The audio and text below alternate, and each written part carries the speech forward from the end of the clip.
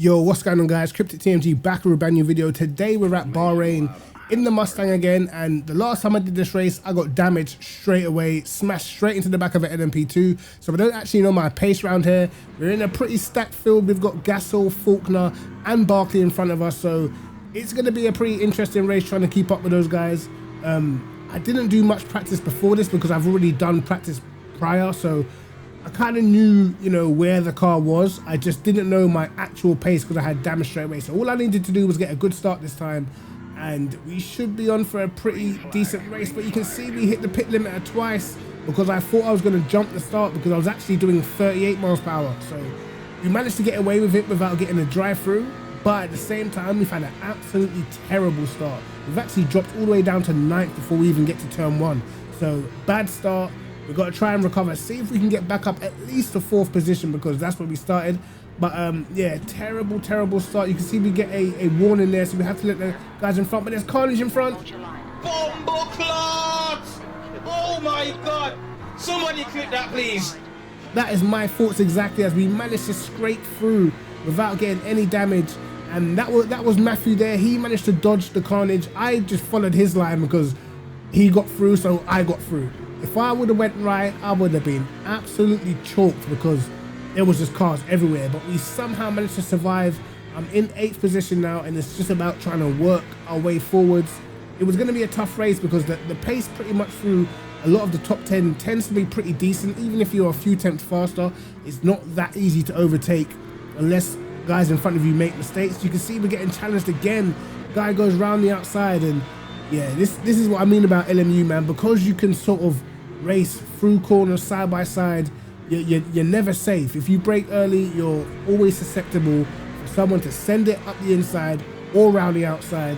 But I managed to hold it round the outside, get good traction out the corner, and now we're going to start trying to make our fight back towards the front. You can see Barkley, who started 3rd, he's actually got into 1st position, and I was pretty happy about this because his pace is probably a little bit closer to mine. He's normally a few tenths quicker, but I do know that Faulkner and the Gasol in the Ferrari, they were rapid. I'd done a race previously with them, and I knew that they were super fast. So it's kind of good that Barkley was in front because they would probably struggle to overtake him down the straights because the Ford is so strong. But it was going to take me a minute to get towards the front because there were so many cars in the way, and most people's pace was pretty decent. So we managed to get a good exit out of the last corner. Matthew has a little bit of a wiggle, and it allows us to get the run. He doesn't defend, so pretty much it's a straightforward move. Someone gets a drive-through penalty as well, so that's another position gained. So now we're up into 6th position, and now it was time to see what kind of pace we had. There's another Mustang in front, which normally they're pretty tricky to overtake because the setups, depending on what you have for the setup, because this race was open setup. If they haven't, if they've gone sort of low drag and they've got a similar setup to what I'm running, it's pretty difficult to get the overtake. But I felt like my setup was pretty decent. It definitely lost time towards the middle sector and the last sector, comparing it to like the BMW or the Ferrari, but it still felt like I had quite a decent setup on. If anything, I'll drop the setup in my Patreon shop. I've got a few setups to drop in there as well, so if you guys want to go ahead and purchase the setup that I was using for this race, you can jump into my Patreon shop and you'll see it there. But anyway, heading into the downhill right, and this was the section where I really wanted to close up because my whole thing was, let me try and get as close as I can before the front straight so I can maybe get a run again.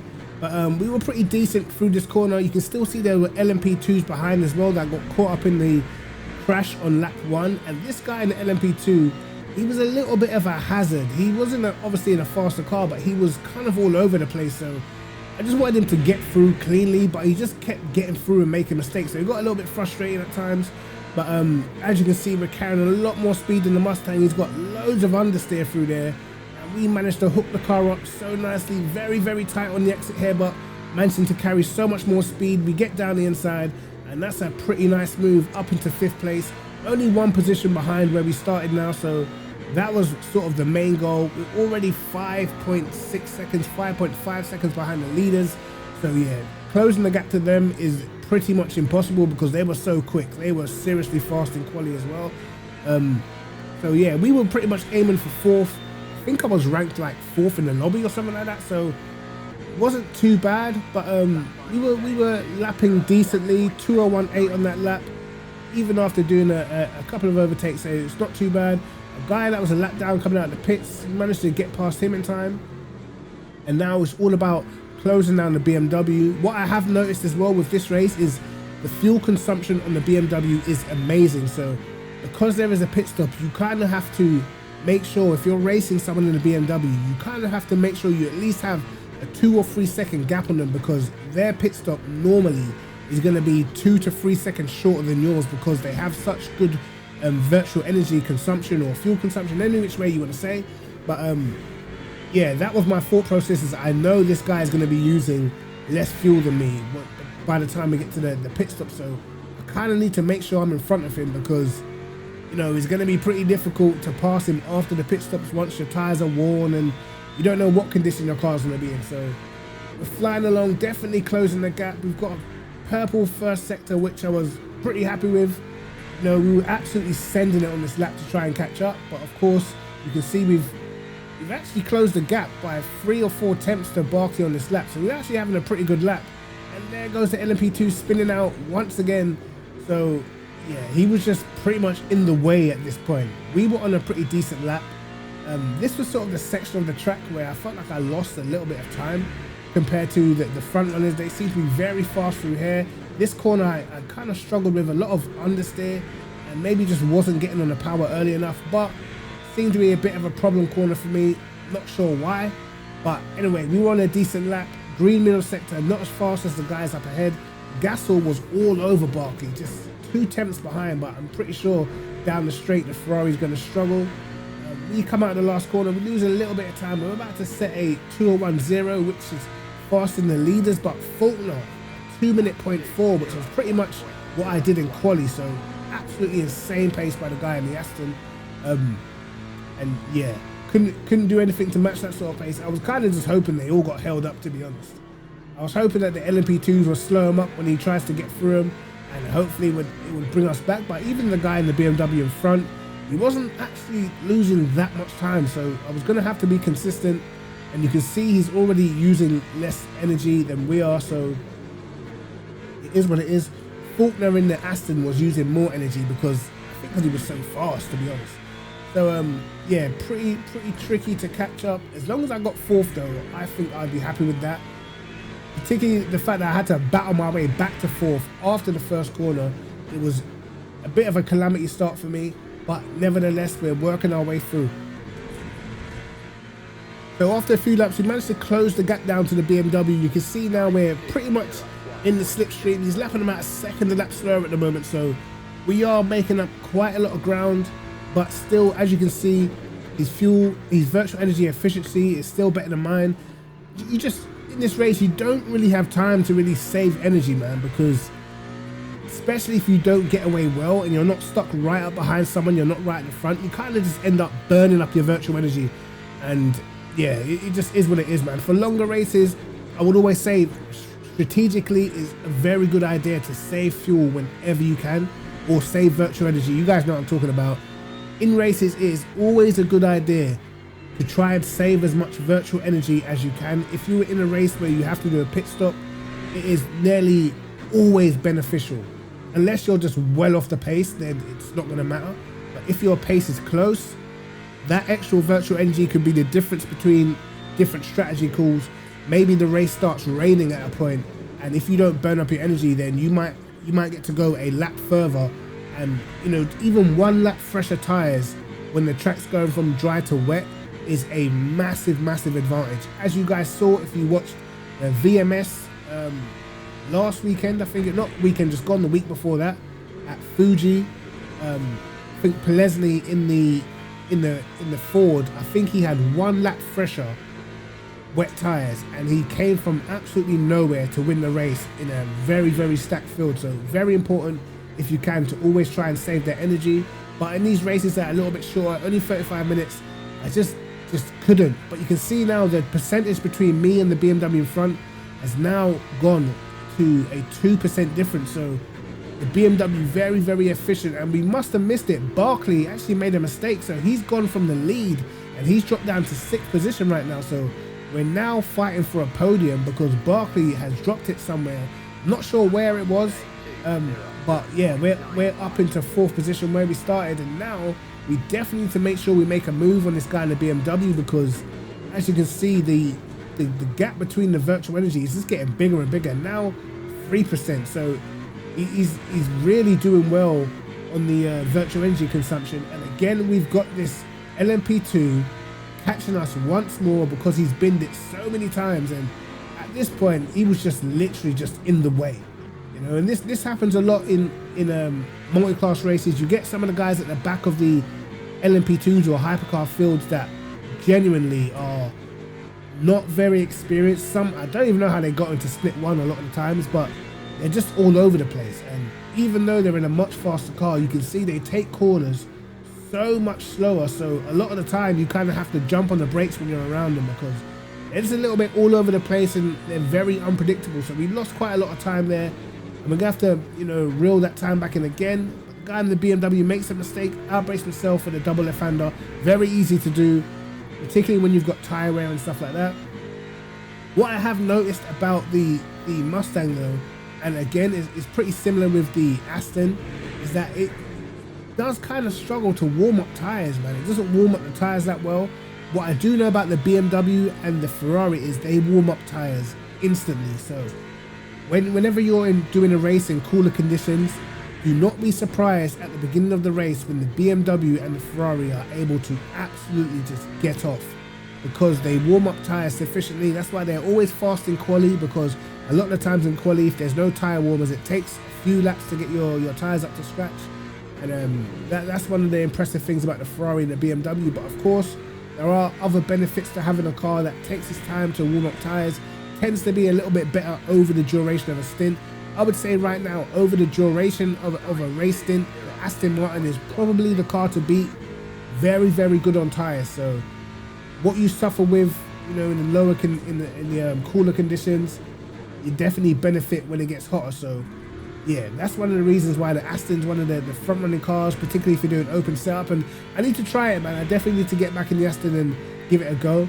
But right now you can see we're closing up to the BMW. Seems as if we're braking way later into turn one. So that's something I keep in mind, because now I know if I do get the run into turn one, that he's not as comfortable on the brakes. So I can definitely outbrake him into turn one, because I was seeing how much I was gaining on him when I was behind him. I was kind of making sure I was even braking a little early so I didn't run into the back of him by accident. But still, we're right in the back of him now, managing to close that gap. We're definitely fighting for the podium. No, Barkley's going to be closing us down the whole entire time because he's very, very quick. So that was the focus. And again, he runs wide. We managed to get down the inside and a little bit of door rubbing, but we're on the inside now. And I knew we probably had a little straight line speed advantage. The BMW though on the outside gives us the room. We managed to make it stick into the corner. We're gonna run out wide a little bit. Didn't really mean to push him off, but it's just the trajectory of the corner when you're very, very narrow on the inside. And now it was our chance to break away. 19 minutes to go in the race. You can see the leaders 9 seconds, 8.7 seconds in front. They're absolutely gone, absolutely flying.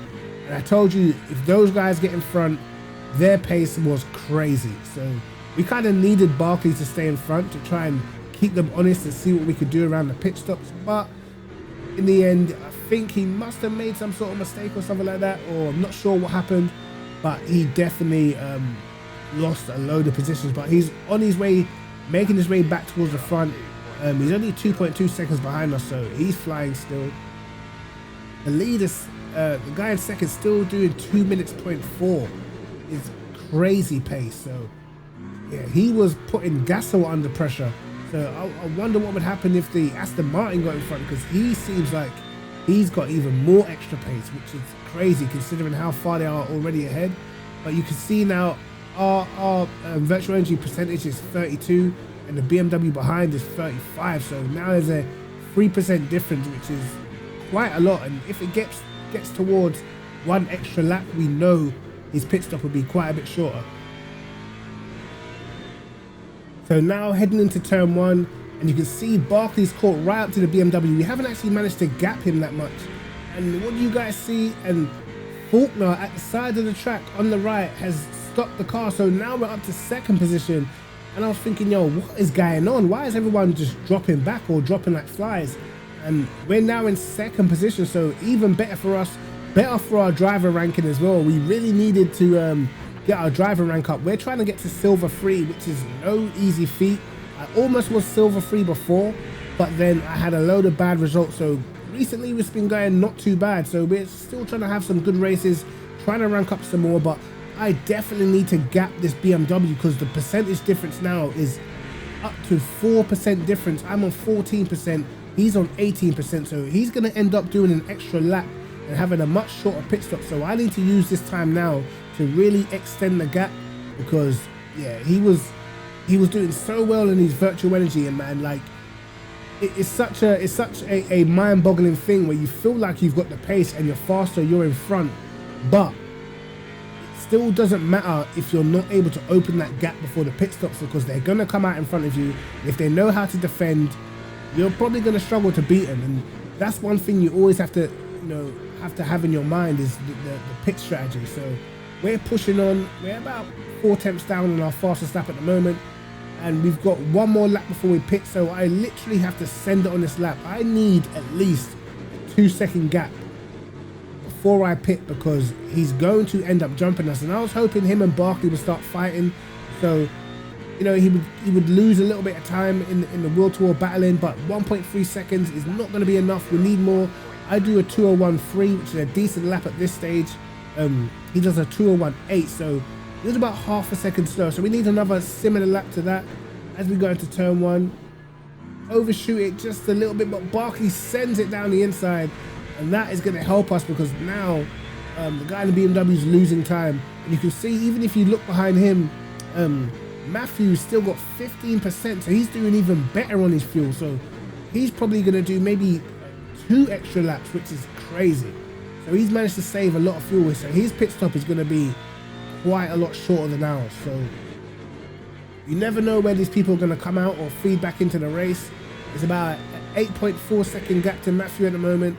It's a 2.7 second gap to the other guy. I can't say his name. I'm just going to call him Rax or Rags, something like that.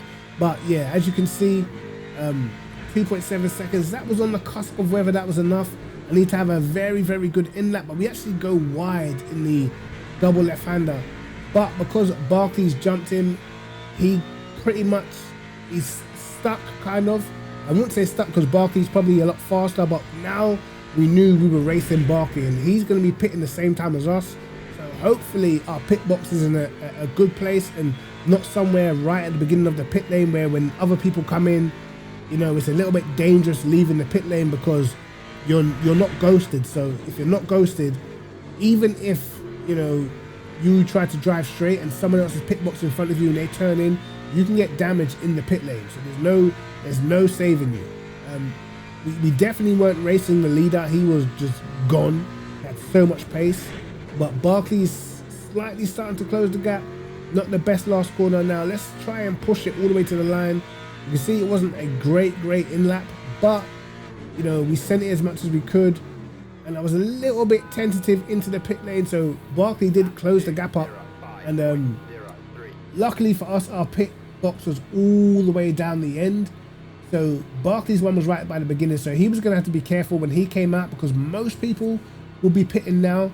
And you'll see Matthew was able to go through because he still had 7% energy left, so he can still do another lap. And we're in the pit box, and Rax was also in the pit, so let's see how short his pit stop was compared to ours, because obviously he doesn't have to fill up as much as we do. We've got a 19-second pit stop.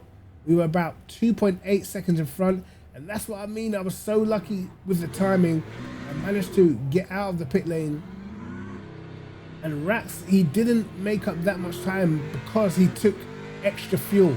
If he would have fueled exactly the same as me and put in 49% virtual energy, he probably would have jumped ahead of Barkley, but he didn't. He went a little bit conservative, and if you go conservative in the pit stops, then you lose all your advantage. That's why it's very, very important to know how much fuel you need, down to the last sort of 0.5%. because that is going to be the difference maker.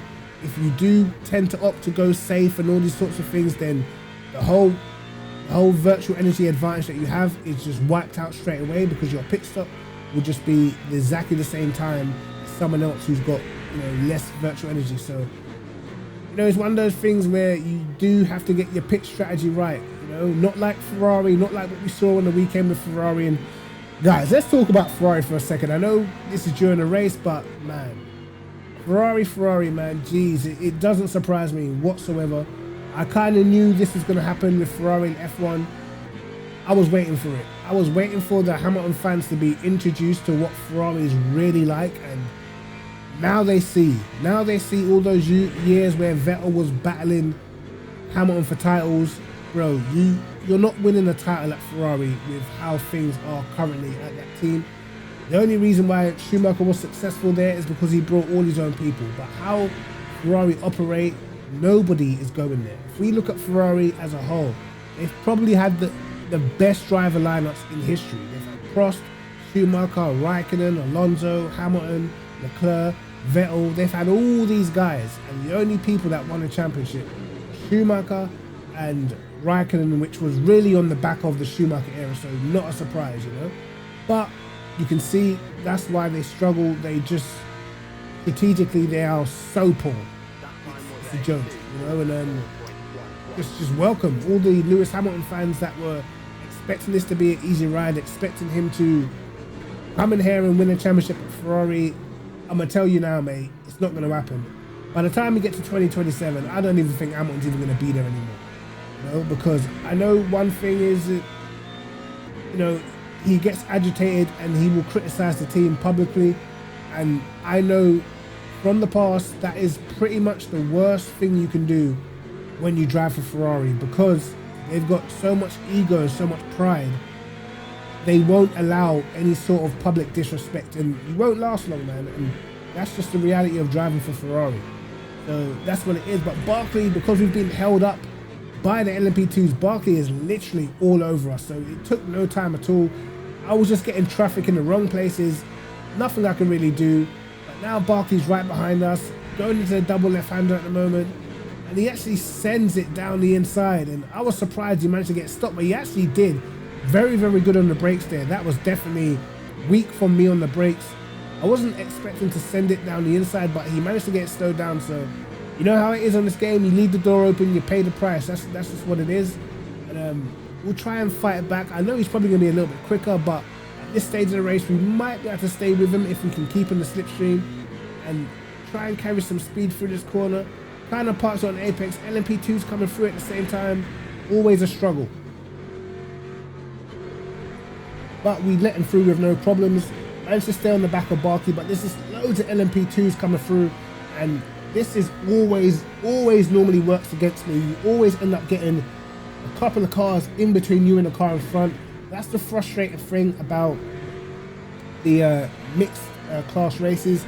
And I haven't had it on the other side yet, where I'm in the faster car coming through the pack, so I'm sure it's frustrating for them too. But yeah, sometimes it literally just ruins your race, particularly when they get in between you and they don't overtake the car that's in front of you, but they overtake you, compromise your corner, and then you just have nowhere to go. And then particularly when you're racing against fast people, all they need is like a 1.5, 2 second gap, and you're just not making it back because there's only sort of a tenth or two in between you in the first place. So this is going to be pretty tough to try and get back to second position. We were still on the podium, so I was actually pretty happy in third because I knew I was ahead of where I was scheduled to finish. And as you can see, the LMP2 dive bombs me at the most awkward place, and instantly we just lose a load of time. And that's what I mean. If they send you at the wrong place, you're just going to lose crazy time. And if you don't let them through, just prepare to have a crash. And you have to take into consideration they are driving quicker than you are, so 9 times out of 10 you're probably going to come off worse. So yeah, super frustrating, super annoying, particularly when they dive bomb you at awkward corners. And it kind of seemed like he wasn't directly racing anybody because the other LMP2s are a little bit ahead. I don't know if he was quicker and was catching, but yeah, it's super annoying at times, man, because they just don't care. particularly like the midfield of the LMP2s or the hypers, they do not care. When they come past you with maximum amounts of disrespect. Like you mean nothing. Your race means absolutely nothing. Now when you're racing and the leaders from the LMP2 come up behind you, they tend to be a bit more careful because they've got something to lose. But the guys in the midfield and the back, they don't care. They do not care. So yeah, it's super annoying. But again, we've got more LMP2s catching us. Now we've got sort of 9/10 to Barkley. We lost out quite a bit in the middle of that lap, so it was going to be tricky to make that back. You can see we've only got 3.5 minutes left, so going to be quite hard to close that gap again. Hopefully this guy sends it down the inside of him, but no, I get sent down the inside as well. And I wanted to turn in, but it was pretty much too late. He'd already committed to it, and you kind of have to realize they've got no ABS as well, so they can't just stamp on the brakes if you decide to turn in. If they do, they're probably going to be facing backwards, and that means you're probably going to have contact to lose your advantage in your race. So now we've lost another second. The gap's up to 2 seconds now, and yeah, it's pretty much a wrap. We've got maybe 2 laps to go, so 2-3 laps, 2-second gap. It's going to be pretty tricky. Now we kind of got to just consolidate, make sure we don't lose any position to the cars behind, and yeah, it was a very eventful race up until this point.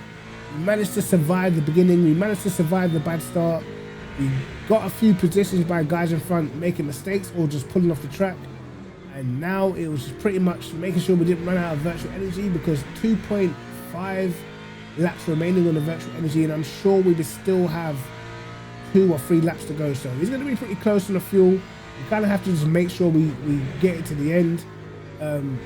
Catching Barkley now is pointless, 2.3 seconds, and yeah, I think he was slightly faster than us anyway, so it was going to be tricky. If I was able to stay behind him without being interrupted, it would have been probably a different story, because I would have been in the slipstream, so I would have been able to at least be able to apply some pressure. But yeah, once he's got this gap now, 2.4 seconds, it was a wrap. He was just playing faster at this point, so not much I could really do. So fast forward to the last lap, haven't got long left now. You can see Barkley just opened up the gap. We managed to do alright with the BMW behind me, slightly opened up the gap, but he was definitely decent, a little quicker in this second stint of the race. He probably made the mistake of just over fueling with the virtual energy, otherwise he probably would have been a lot closer in the final battle towards the line. But we managed to hold on. Barkley finishes second, Gasol wins the race in the Ferrari. We come home in 3rd position, and that is all sweet for the driver ranking. And yeah, I was happy with that, man. Not sure what happened to Faulkner. He just pulled off the track. But yeah, we had a pretty decent race, and we were happy with that. Our fastest lap at 2:01.0. So not bad, about 3/10 of a Barkley's pace. I was happy. And yeah, hope you guys enjoyed the video. Kryptic TMG, like and subscribe, hit the notification bell to catch my videos first, and peace.